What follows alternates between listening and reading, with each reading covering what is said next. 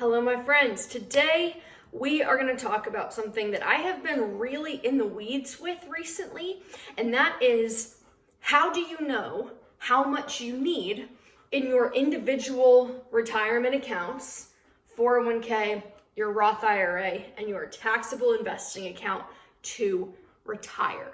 Now, if you're like, oh, well, that number is different for everybody. Sure, it is. However, there is a, shall we say, tax optimized way to retire early. And so before we even dive into everything, the first thing that I think is worth discussing is what is the big picture number that you need to retire? Not just the number in the accounts, but how do you even calculate the big number that you need? I remember the first time that I ever heard about this phenomenon, and it was when my dad was getting ready to retire. And he said, Katie, we have enough money invested now. We've reached critical mass. He called it critical mass, where he was a chemical engineer, which makes sense, where our money is growing faster than we are using it. And I was like, wait, what? Because we were not rich, and I knew we weren't rich. We were very middle class. And I was like, what do you mean you have more money than you can use? It didn't make any sense. But what he meant, looking back on it, is that their investments had reached the size where the return on that investment every year was bigger than the amount of money that they were spending. They were getting more money from their investment accounts than they were making at their jobs. And that was how they knew that they had enough to leave. So this does have a name. It has a very solid, historically tested, mathematically backed principle behind it. It's called the 4% rule. So your 4% rule basically says that when you save 25 times your annual expenses, so if I spend, let's just say, I spend $5,000 a month, that's $60,000 a year. Once I save 5 times 60,000, 25 times 60,000, then my investments are going to be growing at the rate that I can be withdrawing $5,000 a month, and it will never run out, theoretically. So that's called the 4% rule. That's how you calculate it. Now, I always knew that that was how you calculated it, right? And I knew that you needed 25 times or more your annual expenses in order to retire. But I also knew that the drawdown strategies, that is how you start to use the money, always kind of confused me, because everybody said, well, you're going to use all your taxable investing money first. Then you're going to withdraw all your 401k money. And then last, you'll use your Roth IRA. So that was kind of like the order of operations that I learned. And that was all well and good, and that would work. However, the problem becomes serious when you start to think about how that 401k money is taxed. So the first question I asked myself was, what is the optimal amount for a married couple to be using every year?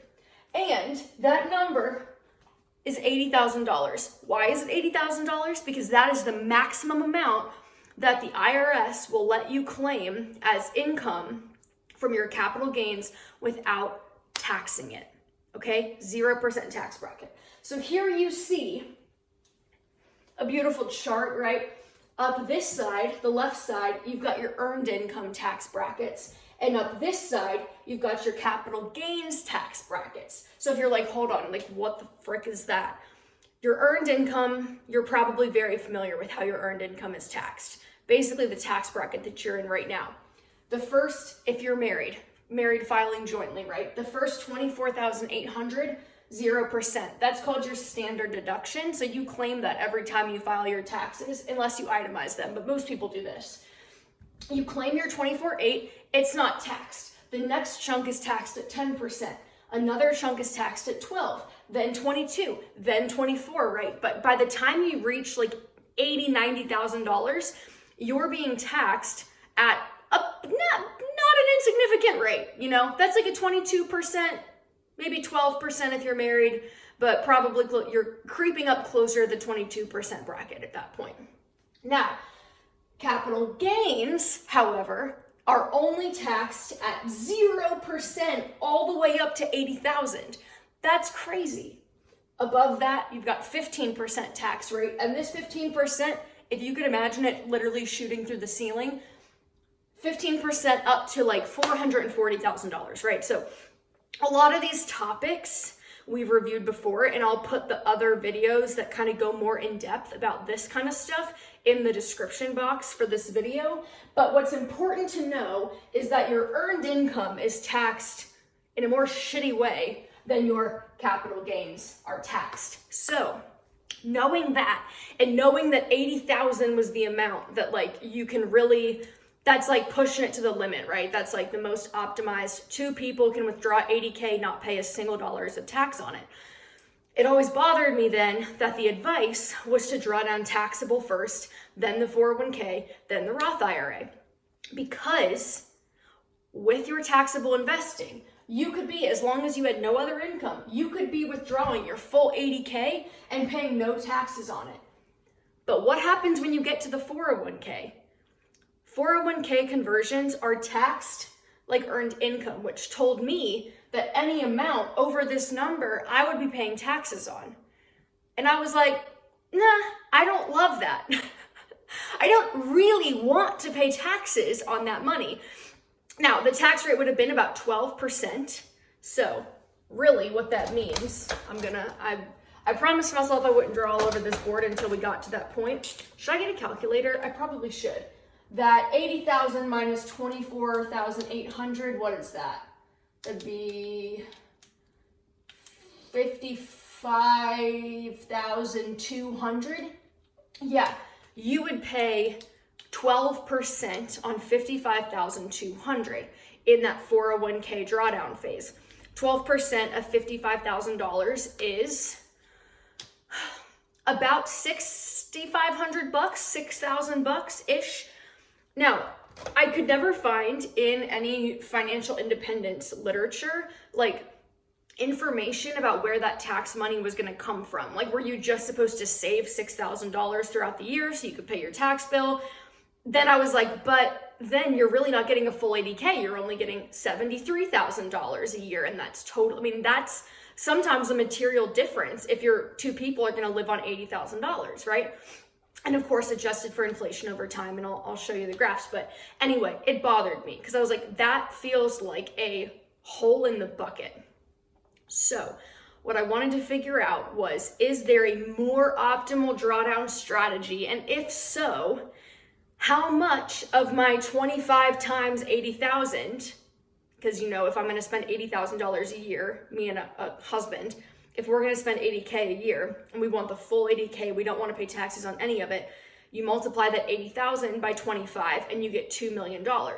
I wanted to know, okay, of that $2 million, what is the most optimal way for that 2 million to be broken down into my different accounts based on how they're taxed? So that's exactly what we did. So if you will direct your attention to my lovely assistant here, what I figured out was that it makes more sense, rather than drawing down your entire taxable amount first and then drawing down the 401k second, to draw them down in parallel. Which means the 401k conversions, if you can see that, I'm going to do a little acrobatics here. The 401k conversions that are taxed like earned income, we're going to withdraw a $24,800 chunk every year. And as the standard deduction goes up, so does that amount of money, right? So this will go up over time. That means this chunk of the whole, you know, this is 80,000, this is 24,800 of it. And as that number goes up and as that number goes up with inflation, these numbers will adjust. But you would make conversions that are this size. That means your 401k, as you're taking your pre-tax chunks and converting them to Roth, you're not paying taxes on them because it's under the limit where the IRS will only tax you 1%, 0%. Why did I say 1%, 0%? Then you fill up the bucket the rest of the way with the taxable investing account, because you can have up to $80,000 of income before these tax rates kick in. So this chunk is from the 401k, this chunk is from the taxable. Total, you get $80,000 of completely tax-free income, right? So I was like, damn, So that seems pretty obvious. So then what I would do is take this number and then this number, which I think we figured out was 55,200. And I was like, you really could just multiply that by 25 and that by 25, and it would tell you how much you need in your 401k and how much you need in your taxable. But that leaves out a very important account, right? That leaves out our Roth IRA. And so I was like, well, does the Roth IRA even make sense? Like, should we even be messing with the Roth IRA? And the answer is yes, we should. Because when you have income in retirement, I'm hot, y'all. Oh my God. When you have income in retirement that's not taxed at all, that's like I can't even like think of an apt comparison. But the hoops that we just jumped through of like, we're going to take this from this account, and then we're going to take this from this account, and that's how we're going to avoid taxes. A Roth account just avoids that altogether. So the downside of the Roth account is that you have to pay taxes on it now.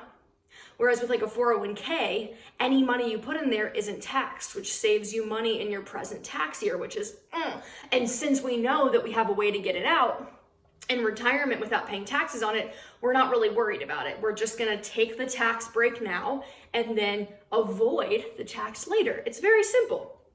But with that Roth IRA, I got to thinking and I was like, okay, we still wanna leverage our full $6,000 a year in a Roth IRA. And if you're over the income limit, I got you. I have an article about how to contribute to a Roth IRA. It's called a backdoor Roth IRA. And if you're over the income limit, it's fine. The article will walk you through how you can contribute. Anyway, again, just another tax loophole. This whole theory is just based on tax loopholes. But anyway, I digress. The thing is, with a 401k or any pre-tax account, the government doesn't want you to hang on to that money forever, right? They want to get their payday. So if I'm 26 today and I am taking, a full $19,500, maxing out that 401k every year, the government is like sitting back, twiddling their thumbs, being like, when is she going to use it so we can abuse it, right?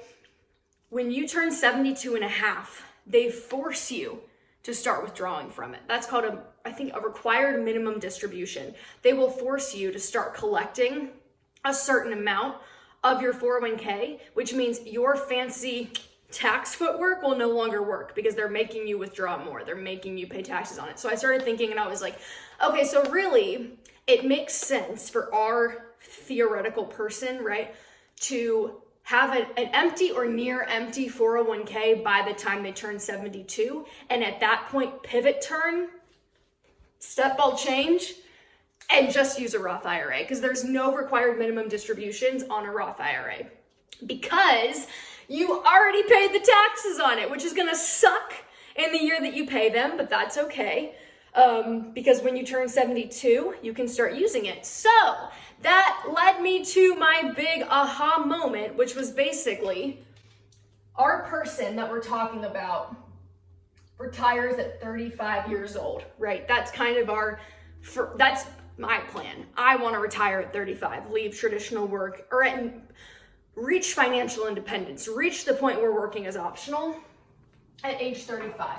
And as you know, I want to have a taxable investing account, a 401k, and a Roth IRA. And if you're like, but wait a second, what about Bay? Like, what about my husband or wife?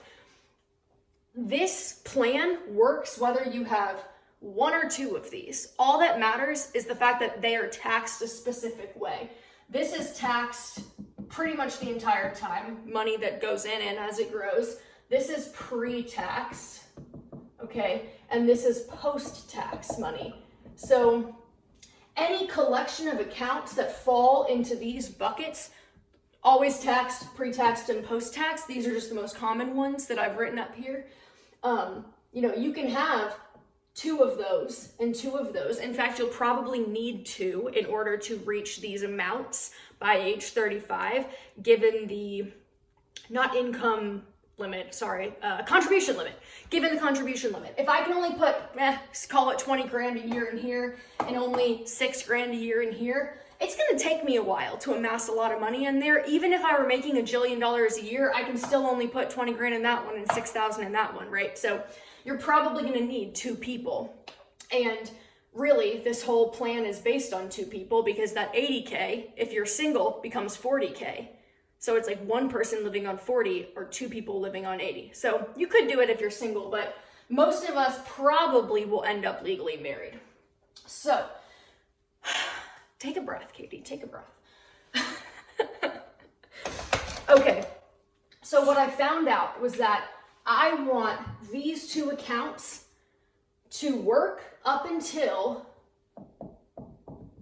age 72 and a half.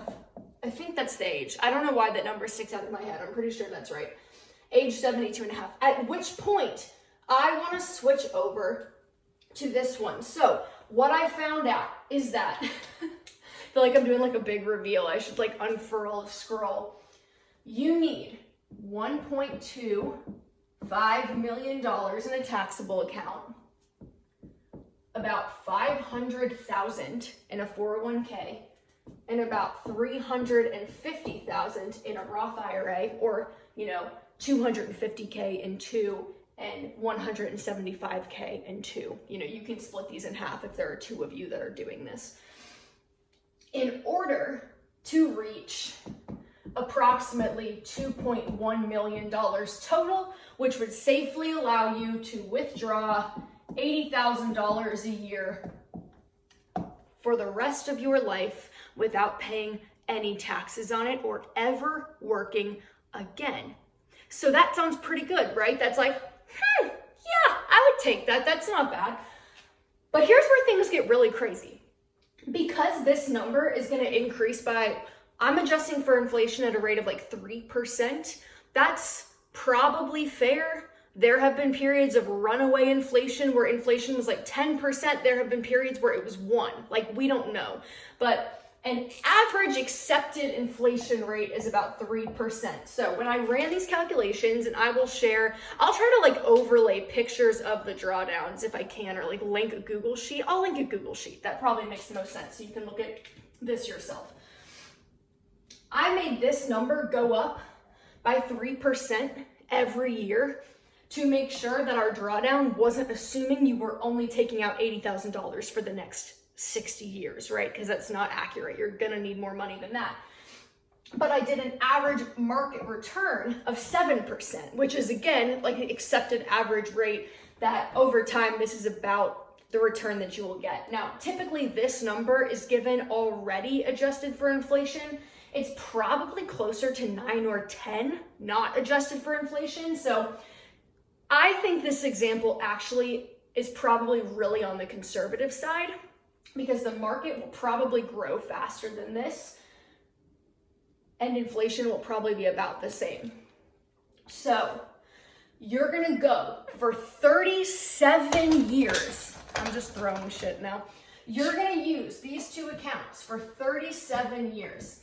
That is the magic, right, of the 4% rule, that you can withdraw. I guess you'd be taking 55.2 from this one, and 24.8 from this one. Oh God, this is already starting to look chaotic. Adjusted for inflation, so as the standard deduction goes up, this will go up, but this will also go up with inflation, right?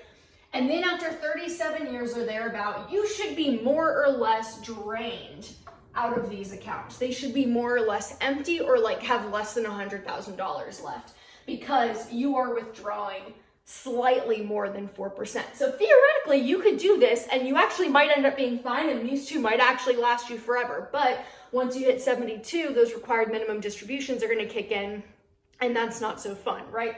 So at that point, the goal actually is to have them kicked, at least the 401k. At least this one you want it empty by 72 and a half to avoid the required minimum distributions. At which point you will switch over to this account. But remember, this $350,000, it was just chilling. It was just cruising. You hadn't touched it. And 37 years have passed. So by the time you're now at the age when all your little buddies are going to be retiring, you haven't worked for the last 37 years. And that $350K, are you ready for this? Guess how much it turned into? $4.2 million. I actually think it's 4.5, but whatever. So 4.2 million. At this point, 37 years later, adjusted for inflation, this number is like 160,000 or something crazy. But you can still withdraw that from that account, and you can adjust it for inflation, continue to increase it by 3% every year. If you live to be 110 years old, this account has now reached the point that it is so big. I'm gonna clear off the whiteboard for this, for the big reveal. That if you die at age 110, even though you've been withdrawing over $100,000 a year from it, that's what size it grew to, because it had reached that critical mass. It had gotten so big that the return on it every year was so powerful that it ultimately kind of grew like a weed. It grew out of control. And since it's a Roth IRA and it's the account that you left for the end, it's all post-tax, remember? You already paid the taxes on that money. So not only did you get to withdraw your annual salary from it without paying taxes on it, when you pass it down to somebody else or donate or do whatever with it, they don't have to pay taxes on it either. And scene. So that is the power, the ultimate power of getting to that pivotal, critical mass early in life. Because guess what? Ask yourself how most Americans retire. What is the typical route, right? You work until you're 65 years old. Even if you max out the 401k the entire time, you put about 20 grand a year, every single year into that 401k, you probably think you're gonna end up pretty solid, right? Even if you're just doing that. Wrong. At 65 years old, you would have $2 million in that 401k. But in this scenario, you end up with nearly 5 million a couple of years later, and you didn't even work the entire time. So it's to your grand benefit to save and invest to that 2.1 million with your partner as fast as you can. And the good news is that the more that you build up earlier on, if you're investing aggressively, those returns are going to start to do the work for you anyway. The first 100,000 takes the longest. The second 100,000 takes probably half the time, so on and so forth. Point is that most people hate on the pre-tax 401k, and I have plenty of articles, plenty of videos about how to get your money out of a 401k without paying a penalty before age 59 and a half. That's a complaint I hear all the time, well, what about the penalty? There are very, very easy ways around the penalty, my friend. Do not let that dissuade you. The 401k is an amazing tax vehicle, but most people hate the traditional 401k because they put all their money away and then they hate the fact that they have to pay those taxes on it every year, but they haven't given themselves any other options. That's what happens when you lock up all your money in a 401k and you only use the 401k for your retirement strategy. But in what we did today, you're strategizing, right? You are putting the money in the correct account so that you have options when you retire, so you can withdraw only the amount from the 401k that's going to allow you to avoid taxation, and then use it all before it gets to the point where they're going to make you take money from it. So it's really just about putting in that extra legwork up front, which really now you don't have to because I just did it for you, to figure out what is the most optimal way for me to keep every freaking penny of my own money. And obviously this is only possible if you and your spouse can live on less than $80,000 a year. But I would bet there are probably some pretty easy areas to trim. And the good news is that if you ever wanted to take more, your taxable investing rate that you would pay in is 15%. So it's not like you're gonna be, even if you don't wanna do the zero tax route, it's not that hard to do a very minimal tax route. Okay, I need a drink of water.